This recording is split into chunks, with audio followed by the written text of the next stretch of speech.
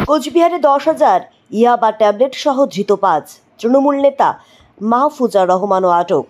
গতকাল সন্ধ্যায় কোচবিহার শহরের গুঞ্জবাড়ি এলাকায় অভিযান চালিয়ে প্রায় 10,000 ইয়াবা ট্যাবলেট সহ 5 জনকে আটক করেছে এসটিএফ। সূত্রের খবর, ধৃতদের মধ্যে রয়েছেন সিতাই বিধানসভা কেন্দ্রের গীতালদহ এলাকার পরিচিত তৃণমূল নেতা মাহফুজা রহমান সহ এক গ্রাম পঞ্চায়েত সদস্য। আটক ইয়াবা ট্যাবলেট সহ। এসটিএফ সূত্রে জানা গিয়েছে, গোপন সূত্রে খবর পেয়ে গুঞ্জবাড়ি এলাকায় অভিযান চালানো হয়। সেখানে একটি সন্দেহভাজন গাড়ি থেকে উদ্ধার হয় বিপুল পরিমাণ ইয়াবা ট্যাবলেট।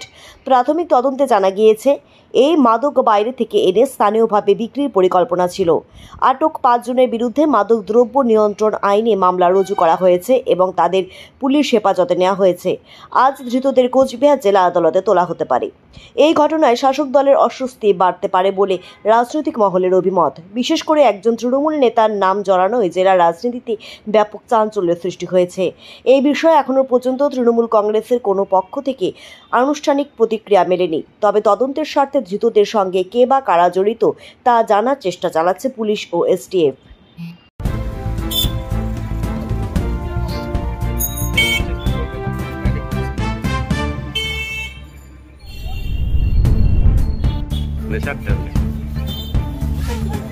পাইছে তার কাছে রাখো।